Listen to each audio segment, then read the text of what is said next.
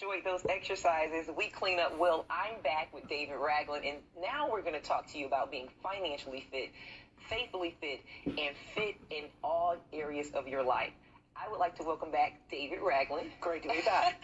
As you see, he's all cleaned up now. Quick change. Yes. So, David, thank you so much. It was awesome. I really loved your heavy hands workout. Still I doing gotta it. keep my arms toned up with that. You That's know what right. I mean? And I don't really even have to go to a gym. So, kudos to you for showing me that kind of stuff. How did you like that balancing the dream movement? Now, that was tough. That's tough. Now, when I go home today, I'm going to start working on my balance a little bit better. I thought that would be cool to do with you. Absolutely. Because you're an Iron Man. And, Yes. You know, I hang out with Superman, so, That's those right. kind of things. So, David, tell us a little bit more about Wealth Made Simple. This is a book that you wrote to help people get financially fit. And you said it's really, really simple. Like, if I was only making $7.85, I think that's the minimum wage, right? Right. That I could actually be wealthy. Tell me about that process. Well, first of all, anybody can be wealthy. Mm-hmm. Anybody can be financially fit. Right. It's simple, but not easy. Okay. It's simple because if you just know where you're going, i.e. have a plan, and two, come up with simple steps along the way and execute on those steps, you get to your goal. The challenge is it's not easy because your brother has a new car, or your sister is buying a new house, or the world comes in and says, I want your money, instead of you keeping your money. So it's all up here in the mind about being financially fit and being physically fit. So it's that instant gratification type thing where I feel entitled, like I deserve it because I've worked 40 hours. Let me go spend, I don't know, $150 on clothes and shoes and whatever else is kind of like not an essential, but just to kind of make me feel good about myself. That's exactly right. One of the biggest problems people have are two words: I deserve. And they look at I deserve, and it's an emotional reaction. I want to keep up with them, or I've worked harder, and I want this. But we've got to look at money in a different way, in a different light. Money is like an orange. Okay. And you look at the orange, and you have a choice. You can eat the orange, and it's gone. Or you can take the orange, open it up, take the seeds out, plant the seeds in your backyard, and you water the seeds, and you love on the seeds, and you give fertilizer to the seeds. And 10 years later, when you walk out your backyard, what do you have? When you walk outside, what can you do every morning? I can have oranges. That's right. And if you eat all the oranges this season, what happens next year? Some are going to grow back. They come back. That's right. So money is just like that. We have to decide whether we want to eat it and consume it today, or do we want to take some of it and plant it? Because money will grow. You know, the old money tree in your backyard, same analogy. Right. We want to take a little bit, plant it, allow it to grow, and allow our money to make money. Oh, so now the money's working for me, and I'm not necessarily working for it. That's right. How do you like going to bed and knowing that your money is working harder than you are? I love that idea, but how do I get there? Like, how do I get from just making it from, paycheck to paycheck? And, I think I read an article where it said, like, the average American doesn't have more than $1,000 cash on hand. That's right. But yet they have, like, over $10,000 worth of credit card debt. And they recommend that you have, like, 3 or 4 mortgage payments, like it's reserved cash in addition to your savings. That's right. So how do we move from eating the orange every time we get one every Friday and investing it into, I guess, that whole platform? Because I don't grow oranges, so, like, how do I know how it goes, the process of watering it, making sure it gets fertilized? I think that's where you come in, right? Like, you kind of like have an orange grow fertilizer type person, right? Well, the first thing that you have to do is admit to yourself that you want to change. When I was 200 pounds and I looked in the mirror and said, that's not me, I first didn't know what to do, but the first thing I said was, that's not me, and I want to make a change. Same thing when it comes to your personal finances. If you look back and you're living paycheck to paycheck and you don't like that, the first thing that you have to say is, I'm going to make a change. Okay, so it's an emotional decision that you have to make. We always say in our office is the further you can keep your emotions away from your money, the more money you have. So the first thing we have to do is accept that we're going to make a change. Right. Step 2 is to determine what your goal is. My goal is different from your goal, which is different from everyone else's goal. But really what we're trying to understand first and foremost is how much money do we really need? So, for example, a money goal is similar to a destination. So we always say the process begins with the goal and the timeline. Okay. So if I came to you and I said, let's go on vacation and I'm going to pay for it, I want you to go home and pack, what's your first question or two in your mind? When? When? Exactly. When are we going? Right. Where are we going? Right. So, because if you're, let's just say, we're going to Jackson Hole, Wyoming. In the summertime, it's beautiful weather, and you can take shorts and skirts and light jackets. But if you go in the wintertime, you have to take heavy coats and ski gear and those types of things. So think of your money as your suitcase. And in order to make decisions about what you're going to pack, let's figure out where you're going first and over what timeline. Okay. Because we call that the strategy of where you're going. The tactics or the actual what you're going to do all derive on where you're going. What am I going to pack based upon where am I going? Okay. So what if I have that orange, right, that you're talking about, and I have to feed 3 people off the orange? It's just not enough orange left, to divvy up to even plan anything. Right.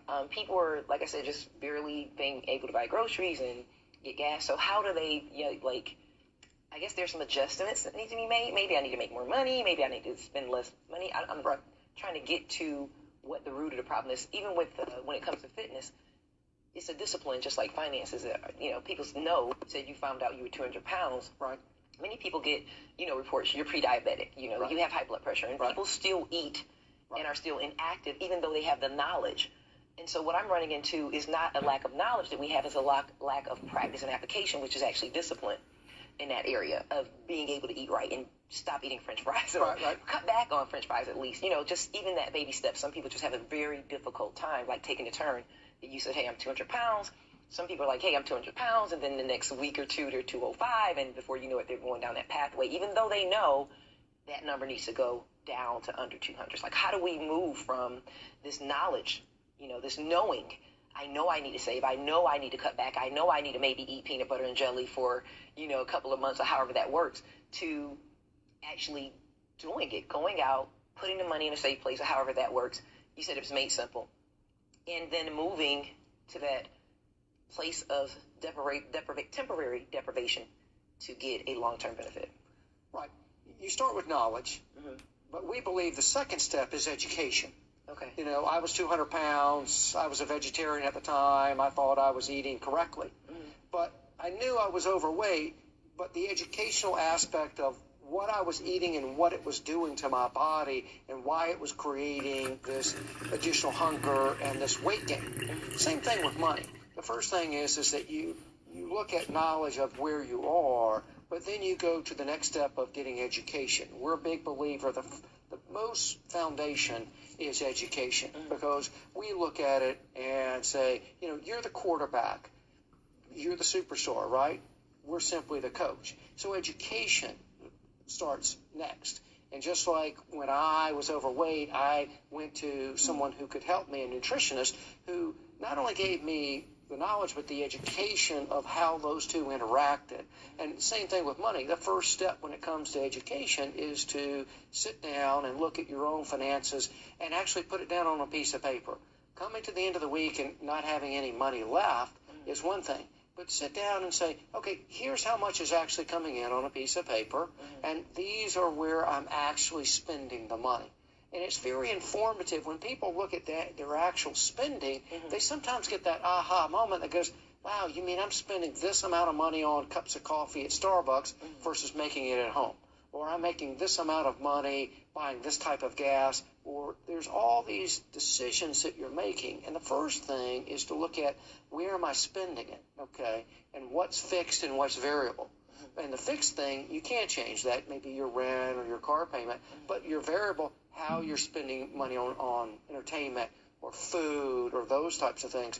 Then you can look back and say, how much money is coming in? How can I adjust how much is going out? And the first step to becoming financially free is education. The second step is making sure that what's coming in is more than what's going out. Even if it's just by $1 or Right. that you have a positive cash flow, you have to create a positive cash flow, thereby allowing you to create a safety net account. And it all builds based upon having cash and understanding the positive things that happen when your bank account starts going up. You start putting a smile on your face. Just like when your weight starts going down, you put a smile on your face. If I get to that point, if I get to the point where I actually did the educational practice, okay, and I actually started losing weight, but there's a reason why most people are not fit financially or physically fit, and they don't practice their faith. Well, there's no question about that. I mean, our second step is after education, like you said, is first of all, second, you have to create a plan. Find out where you're going. And number three is keep it very simple. Because whether it's your faith, whether it's your money, whether it's your weight loss, we try to put so much complications into our life. Right. Okay. And we're unwilling to keep it simple. And by keeping it simple, we're more easily able to do things and stay on our plan. If you want to increase your faith, I want to read one for 15 minutes every single morning, or I want to pray at night, or I want to do something, lose weight. I want to get up and just do some heavy hands in the morning or something. But you've got to keep it simple. So if you understand how to lose weight or to save money, and you have a plan and you keep it simple, then that's where the consistency comes in and the positive feedback loop comes along. You have to have positive feedbacks. We're not going to make great decisions every time. Right. We're imperfect souls, we know that, but we're imperfect in every way. But what we're trying to do is make more better decisions than those other decisions that lead us down the wrong path. And so in Wealth Made Simple, this is a start. This is what you do. You help coach us along the way. Absolutely. And get everything started. So it's been really, really good talking with you Absolutely. about finances and definitely about fitness. Right. So I guess at the end of the day, it's really up to you. If you want to establish yourself physically in your finances and definitely in your faith, you have to apply what you already know. You have to, when you even want to have the education or the knowledge, and then actually apply that, which is called discipline, which is why Jesus had 12 disciples and called them disciples. So think about what David has said. Think about what we did. Think about the things that you want to put in place and follow through with. Get accountability. Be consistent. Don't give up and don't give in. Make sure that you realize before you even start that you're worth every single second of everything that you're putting into accomplishing the goals that you say that you want to accomplish physically, with your finances, and definitely in your faith. You're on the move with JoAnna Ward and David Raglin. Thank you for joining us.